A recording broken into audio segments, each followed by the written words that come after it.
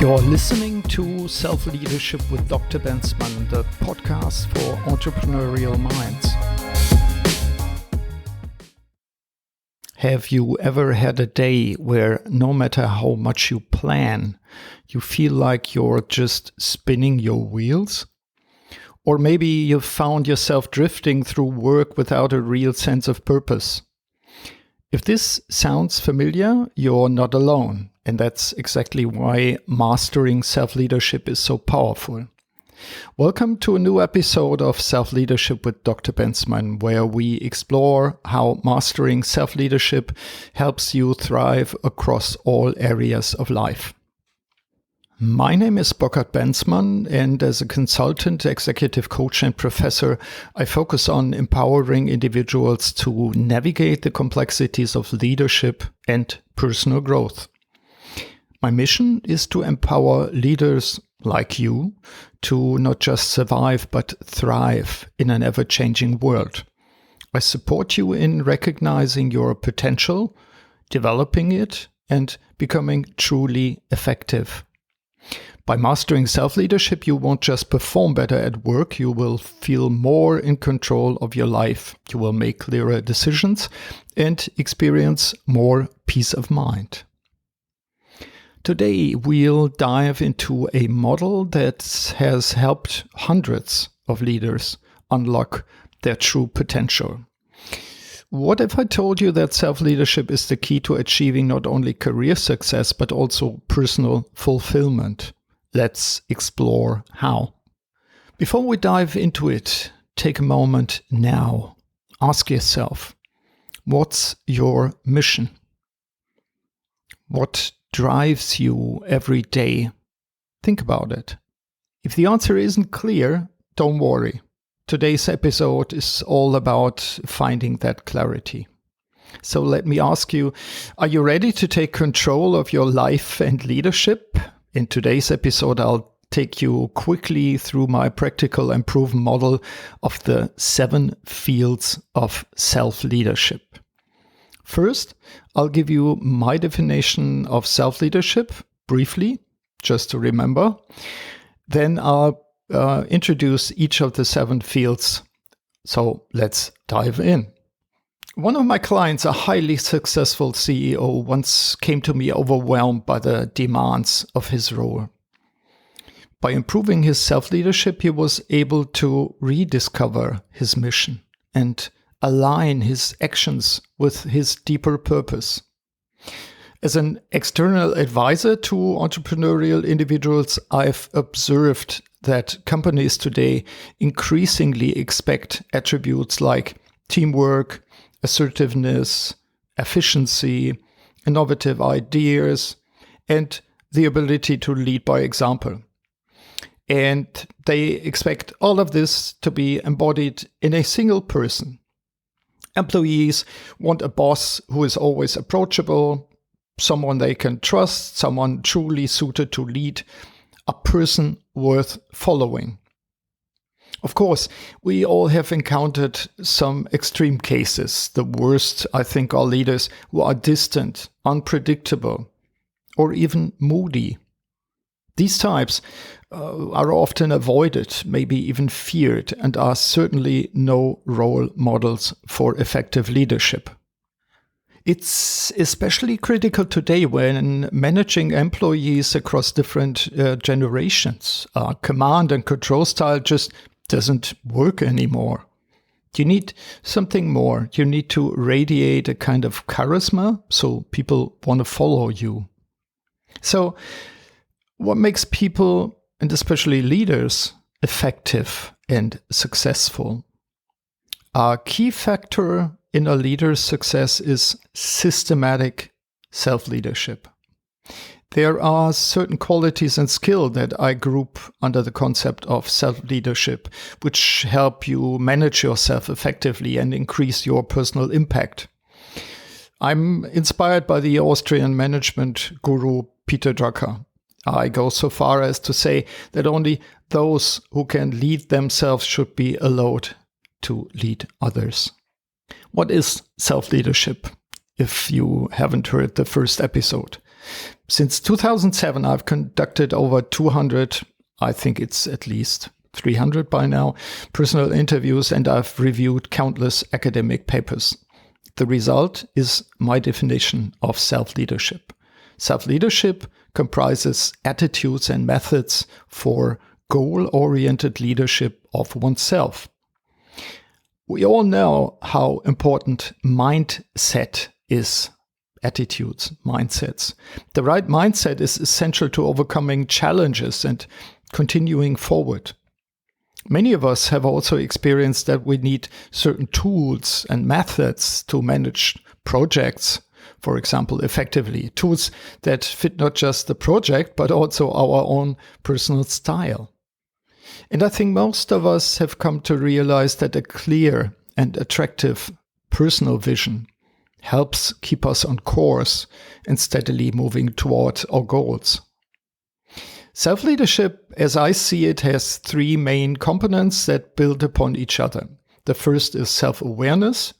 No surprise, as the ancient Greeks already knew this. Second is self-responsibility, and third is self-direction. From my perspective, we need to figure out what our talents, skills, and strengths are. And of course, we should also take a systematic look at our weaknesses. We need to decide which abilities we want to focus on, and based on that, plan our personal development. What are we especially good at? What draws us in? What defines us as individuals? Answering questions like these separates those who thrive from those who merely get by in their careers. Maybe they are being worked. I've noticed that while many people do some level of self-analysis, they often avoid taking responsibility for the aspects they don't like about themselves. We've all heard the excuses. It was my parents. It was my teachers. It was the circumstances. However, successful people take full responsibility for themselves, the good, the bad, and even their failures. They don't blame others. From my perspective, self-responsibility is the second essential component of effective self-leadership. And lastly, we come to self-direction, or may we say self-management, which involves systematically using tools and methods that truly suit you. This might mean using a pen and paper for one person, while someone else might prefer digital solutions. Personally, I use a mix of analog and digital tools, and I wouldn't want to do without my electronic Kanban board, Trello, or my various digital note-taking apps. I think the key is to choose the tools and methods that actually work for me or for you. And to do that, you first need to know yourself so you can manage yourself effectively. Remember, self-awareness, self-responsibility, and self-direction.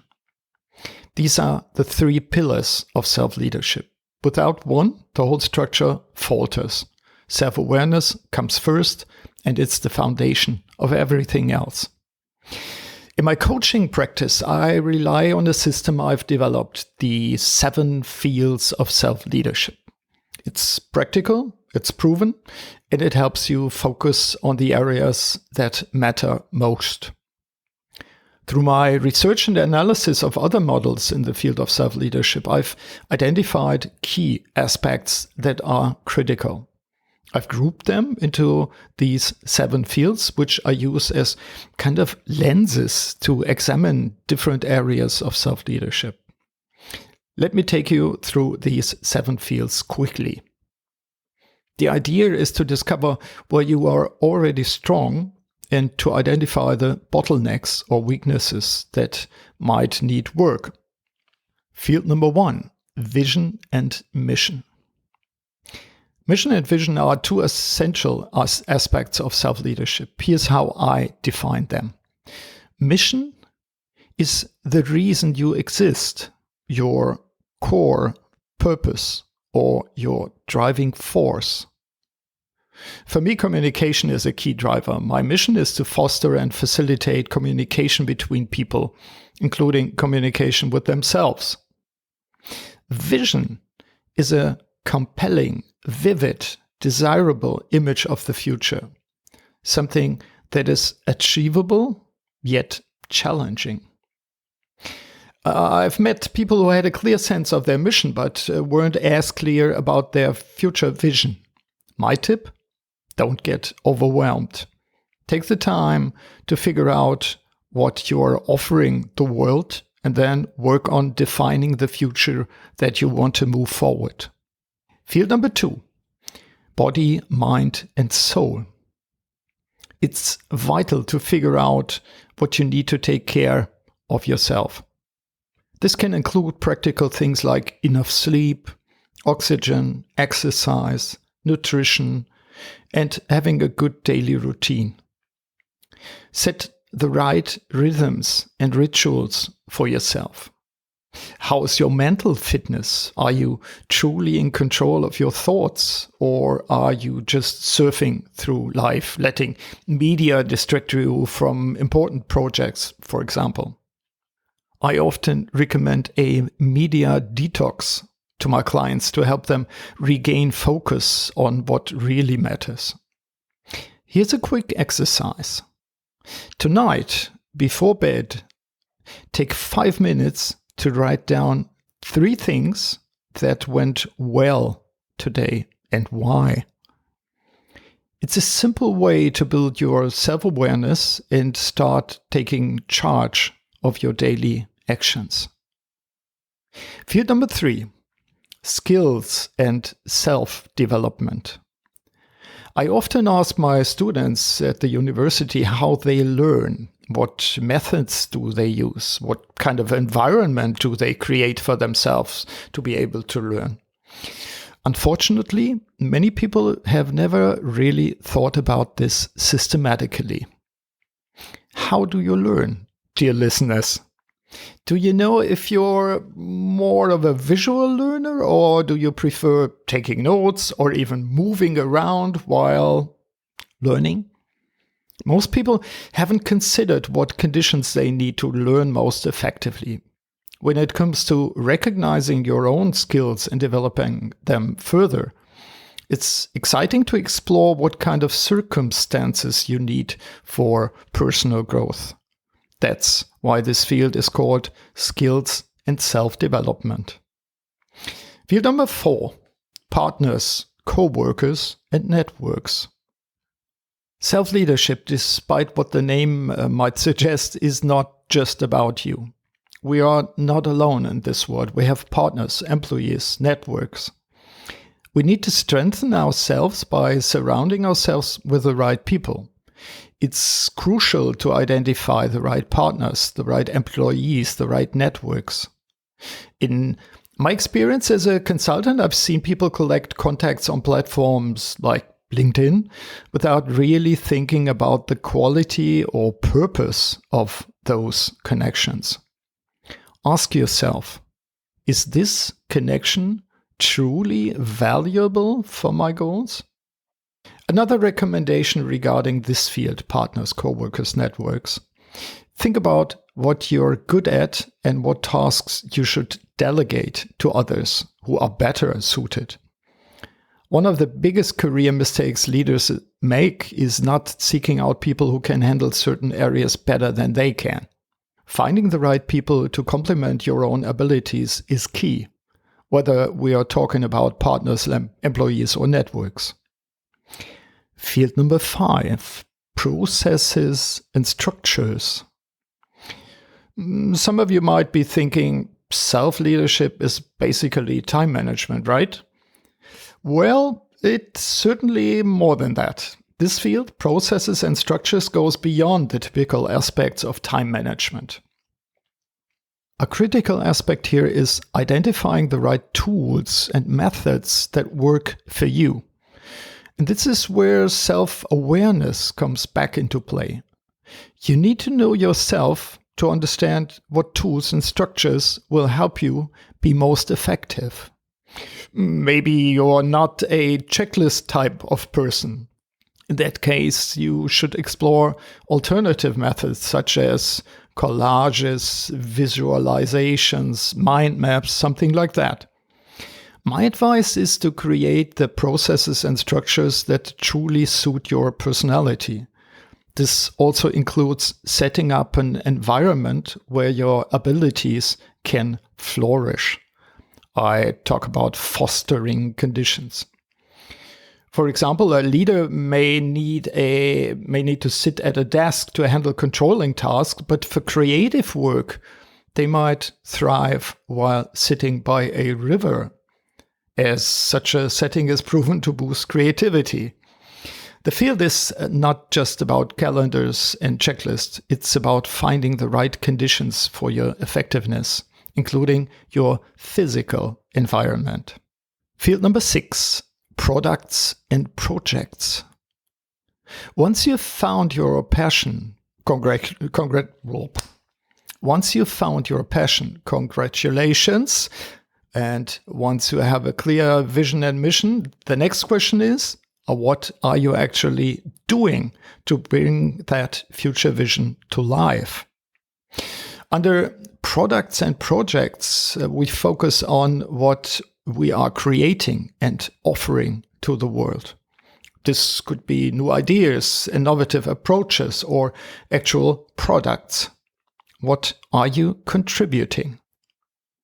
If you think of your life as a business, this field is all about what you, as an entrepreneur of your own life, are doing or producing.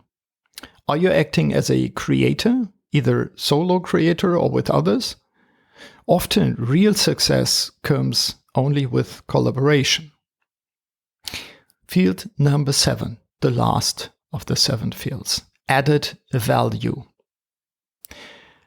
Without this field, the model would be incomplete. Added value or value creation. What does that mean? It includes questions like, how do I measure my success?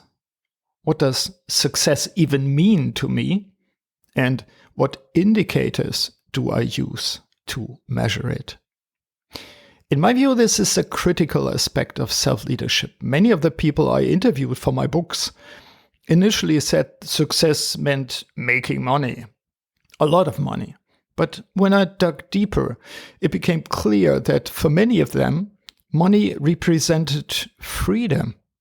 Freedom to create something meaningful. It's essential to look beyond financial gain. For many, the real motivation was to bring something new into the world, and that's what gave them the most satisfaction. Furthermore, it's crucial to reflect on who benefits from the value you create. Not just yourself, but also others, I hope. To me, added value means having a clear idea of what success looks like for you and who is benefiting from what you do. I recommend regularly evaluating this, perhaps through annual review rituals or reflective sessions with a trusted partner to assess what you set out to achieve and what you actually accomplished, as well as to express gratitude for any unexpected successes. So these are the 7 fields of self-leadership. Field number 1, mission and vision. Field number 2, body, mind and soul. Field number 3, skills and self-development. Field number 4, partners, co-workers and networks. Field number 5, processes and structures. Field number 6, products and projects. And finally, field number 7, added value. Remember, self-leadership isn't just about improving yourself. It's the foundation for inspiring others, making a lasting impact in the world. Lead yourself first, and the rest will follow.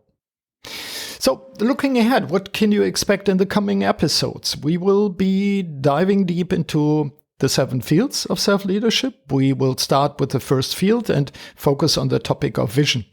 I will explain how to develop your personal vision, and for that I will give you 11 hands-on tips.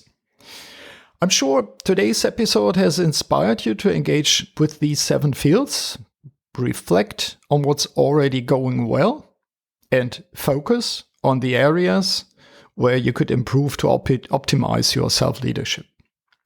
Here's my call to action. Before you move to the next task in your day, take 10 minutes and reflect on the model of the 7 fields. Which field resonates most with you? And why is that? Which field resonates most with you and why is that? Take 10 minutes. And if you found today's episode valuable, share it with someone who could benefit from mastering their self-leadership. Thanks for tuning in to Self-Leadership with Dr. Bensmann. Until next time, stay strong, lead yourself well. Yours, Burkhard.